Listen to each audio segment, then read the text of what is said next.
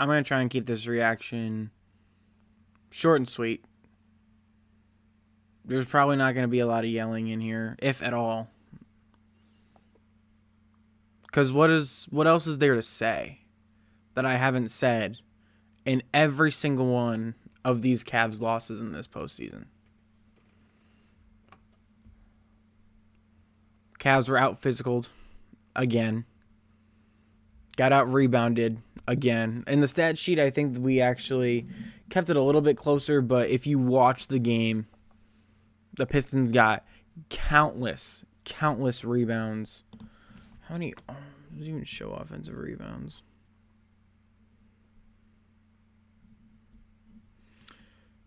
So the Pistons only got 43 rebounds to the Cavs 40. So technically in the stat sheet, it doesn't look like a big discrepancy.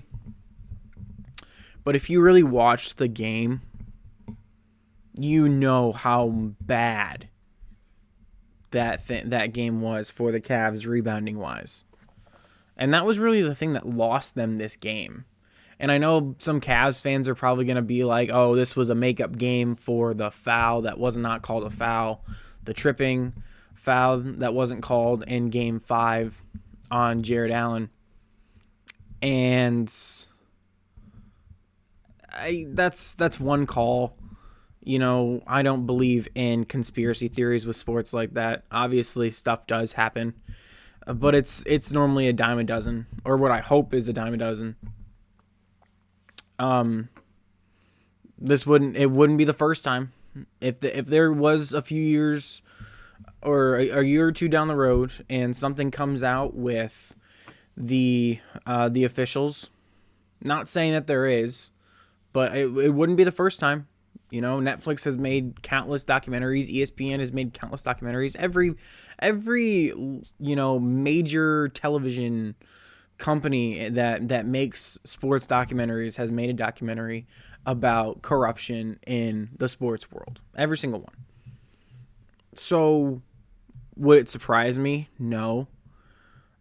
And do I have any proof that it's happening? Of course not. No one does, at least in the public eye.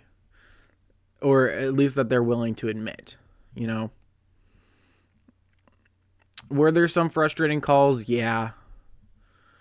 But the Pistons made shots, you know. Donovan Mitchell was a no-show again. This time for the entire game instead of just the entirety of regulation.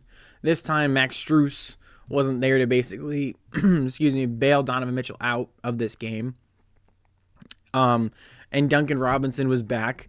Shocker, he lit us up, especially in that third quarter when he really got going and kind of got all the rust off. He got going and lit us up. What did he finish with today? Because it was not play-by-play. Box score. He came off the bench today. He didn't even start. He came off the bench today, Duncan Robinson. He had 14 points. He was 4 of 7 from 3, but yet again, it's about when you hit those threes, then how many threes you make. You know, so that was a huge point of contention.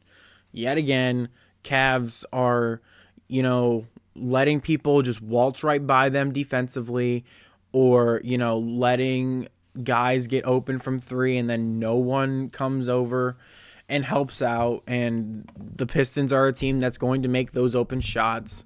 The Cavs start chucking up shots, and some of them went in. I think Mobley hit a few threes in this game, which is rare to have for him to have multiple threes in a game.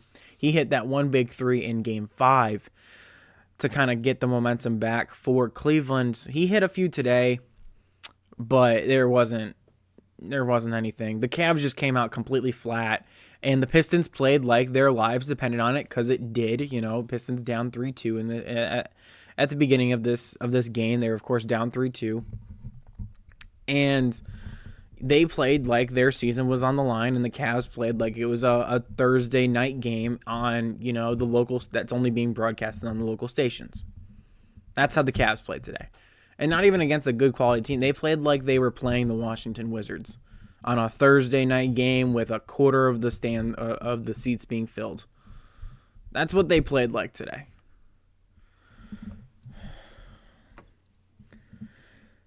Dean Wade only had 3 points, only took 2 shots. He's literally only in this. He only started this game to play defense on Cade Cunningham, and that didn't even work today. Cade had 21 points in 42 minutes. Wasn't his best game, but yet again, he was distributing. He had 8 assists in this game.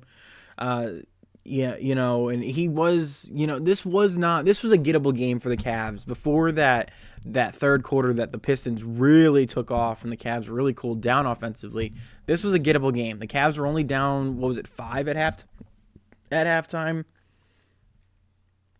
Yeah, I believe it was only 5. The Pistons outscored the Cavs in every single quarter in this game. Every single one. The first half was somewhat close.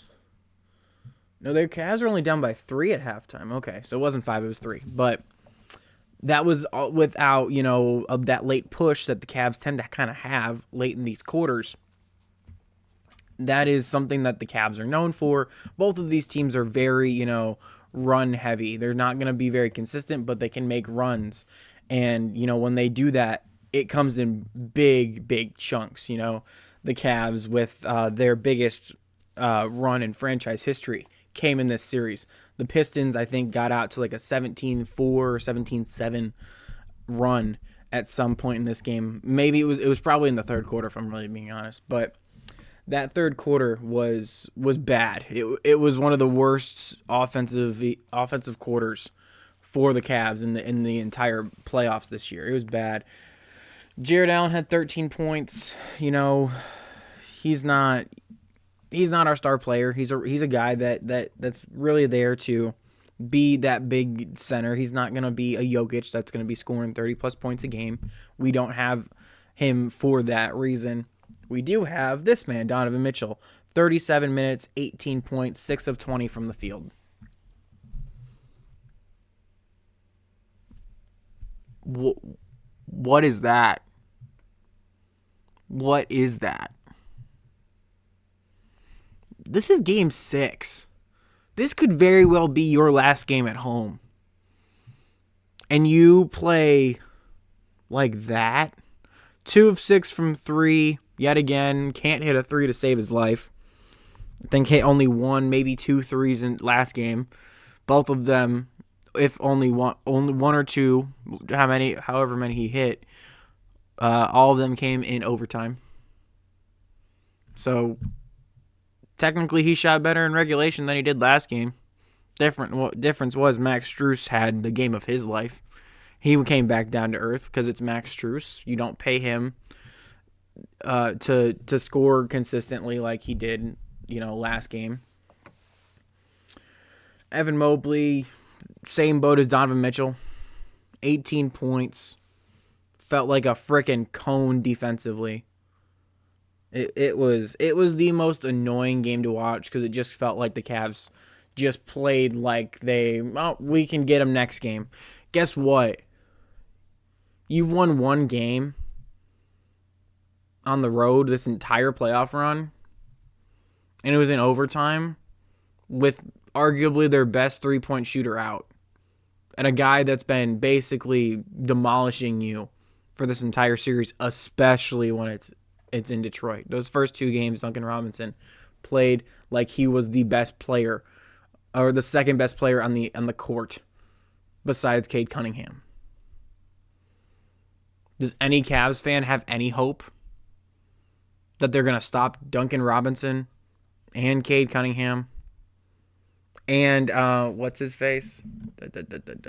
Paul Reed, who's been he should honestly start. JB Bickerstaff should honestly put him in over a guy like Tobias Harris, who only had 6 points today. Paul Reed finished with 17 points today in only 16 minutes. Tobias Harris played 25 minutes today and only scored 6. So if I'm JB Bickerstaff, I'm putting in Paul Reed for Game 7 because the Cavs clearly can't stop him.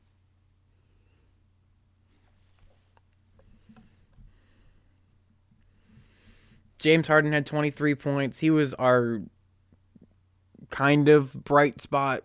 Nah, I'm not even going to call him a bright spot because the Cavs just played so poorly today. But if you had to give out a best player on this Cavs team award for just this game, it would have been James Harden.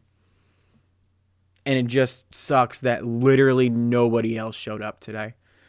Max Strus was a no-show. Dennis Schroeder was a no-show. Sam Merrill was a no-show. Evan Mobley played one of his worst games of this playoffs. So did Donovan Mitchell. Dean Wade is only out there to guard Cade Cunningham. And didn't even do a good job of that today. Barely.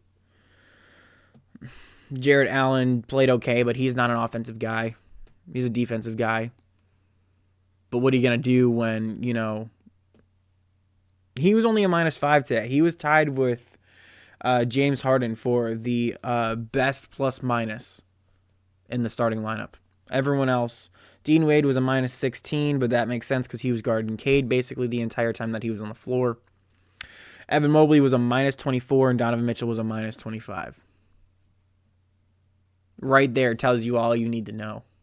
When those two, who are supposed to be your cornerstones for this franchise, have the worst plus-minus in all the starting lineup, that tells you all you need to know.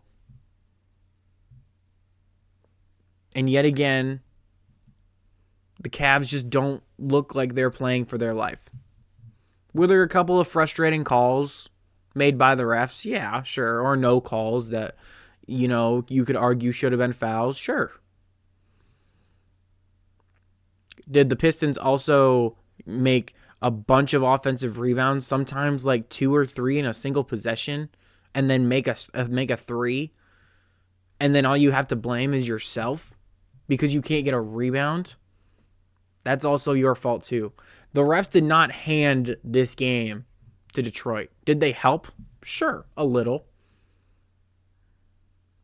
Did you help yourself? No. In fact, you probably handed this game more than the refs did today to the Pistons. This crowd today felt like it was ready to blow the roof off of that place, and you gave them no opportunity to do it. I will guarantee you in Game 7, Detroit's going to start off hot because now they have all the confidence in the world. Duncan Robinson is back. Cade Cunningham is playing like at the peak of his powers right now. He's got to cut down on turnovers, but so does everybody else on the Cavs roster. We'll talk about that in a second. Paul Reed is dominating regardless of who's on the floor defensively for the Cavs.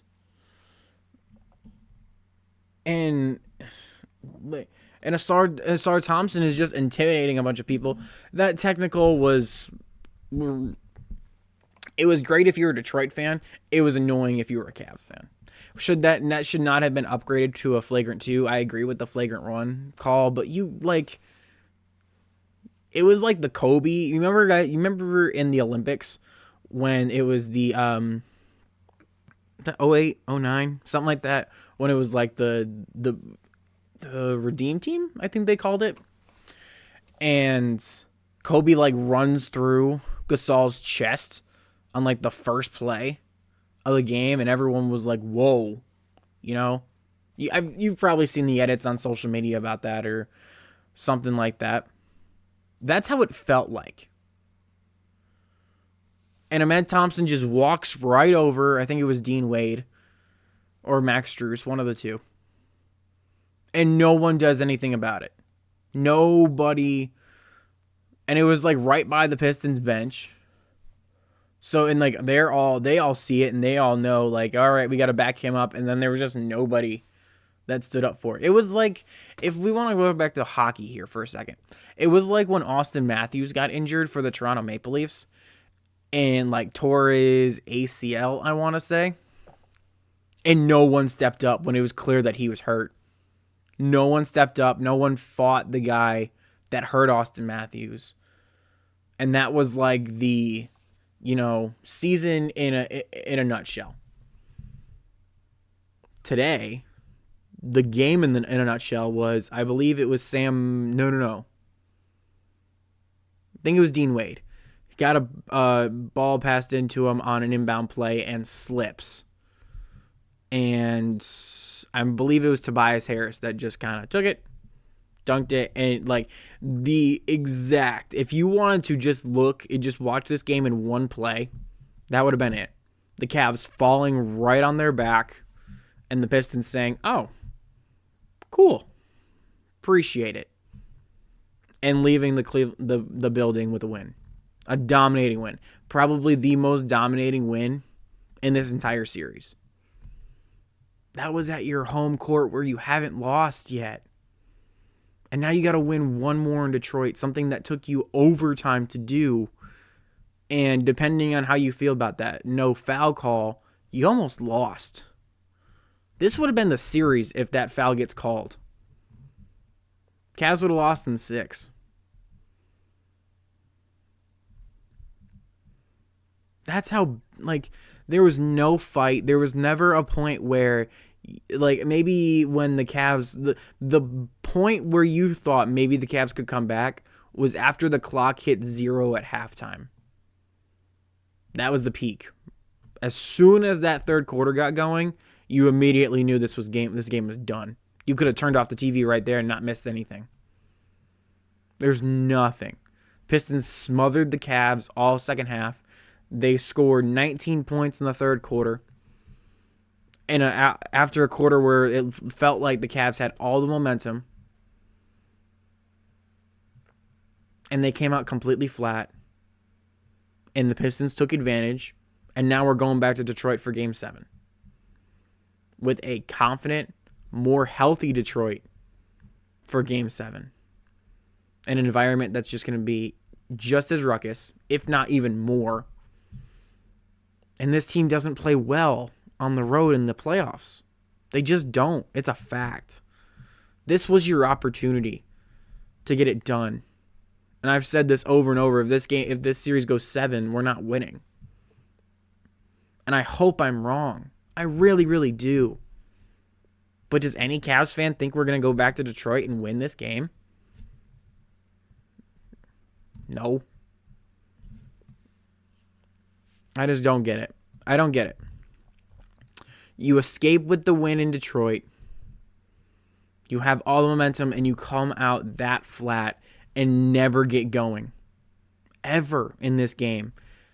In your home environment where you're supposed to be at your best and you give us your worst. That could have been Donovan Mitchell's curtain call in Cleveland. That could have been it. This core could very well never play a game in Cleveland ever again as a home team.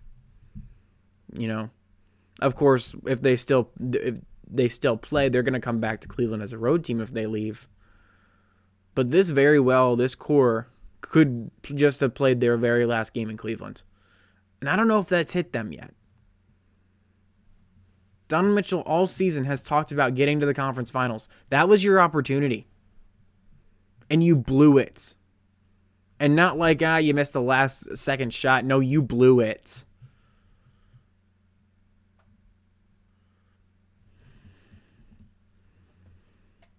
I'm still waiting to see the regular season Cavs come out consistently. New York has elevated their level of play. The Pistons have basically stayed to where they were at their peak in the regular season. The Cavs have felt like that's just been lowered. And they only beat Toronto because they were able to play 4 games at home. You don't get that luxury here. You got the one win on the road. You did your job, and now you can't. And then you didn't do your job at home.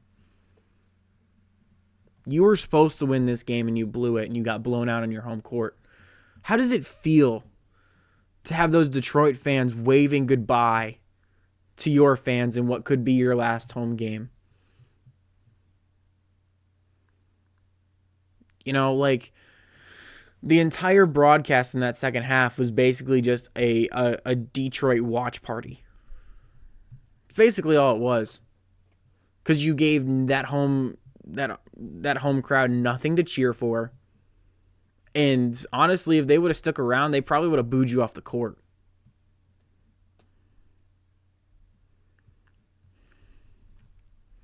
I'm not expecting good things for this game in a few days on Game 7. I'm really not. If I'm being completely honest, I'm so expecting to just say thank you for a great season, and hopefully I see you next year. Now, I hope I'm wrong, obviously, and I'll come on here and gloat if the Cavs do it. But I see like 70-30 that the Cavs lose.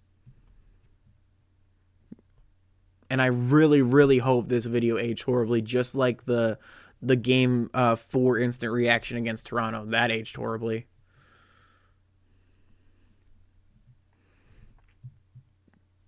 But it just looks like Detroit is the more prepared team. And honestly, the better team with the better players and the deeper team with the better players and the better coaching staff that gets their team more prepared. And this is the Cavs' fourth crack at this? This is an experienced team, and we're still going through growing pains.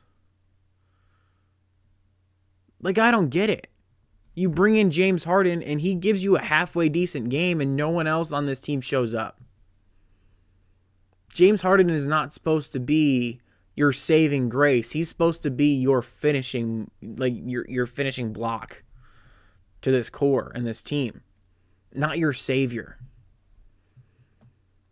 And you can't blame this series on James Harden.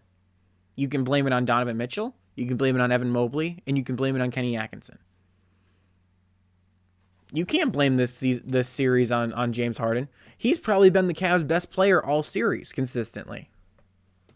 Now, he had a couple of bad games, but, and Donovan Mitchell's got the, the record and the glory for that, for being a number one guy, which he deserves. But consistently, ceiling and floor wise, if you averaged everybody out, I'm pretty sure James Harden is probably the Cavs' best player. It might be Donovan Mitchell because of the high-scoring game that he had in Game 5? No, Game 4. Game 4, because Game 5 was in Detroit. So Game 4.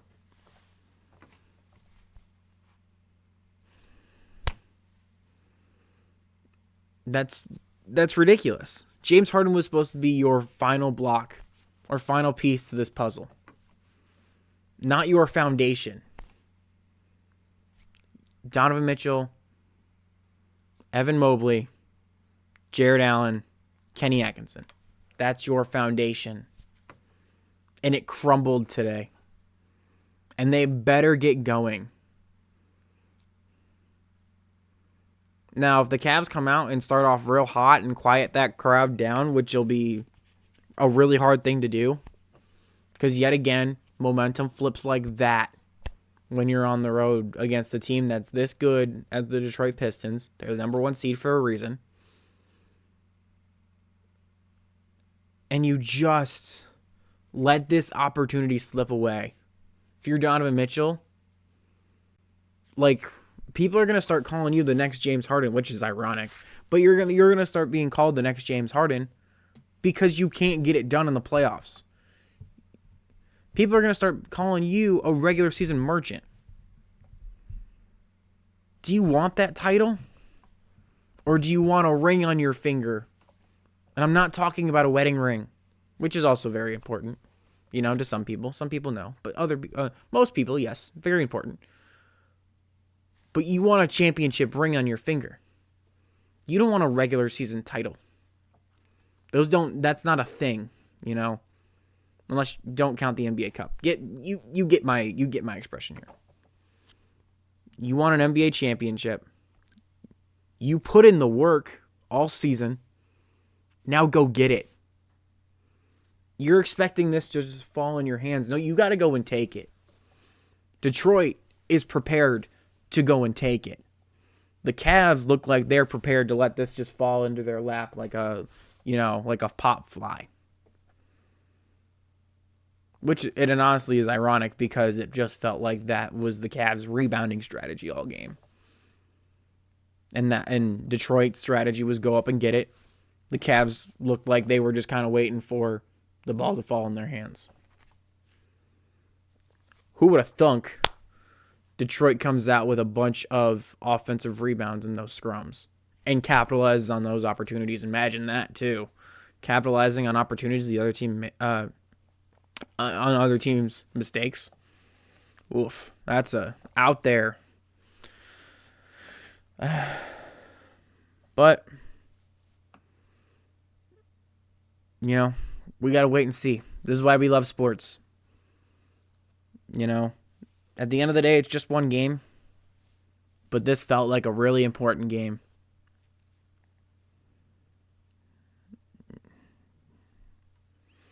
The Pistons took my expression to heart.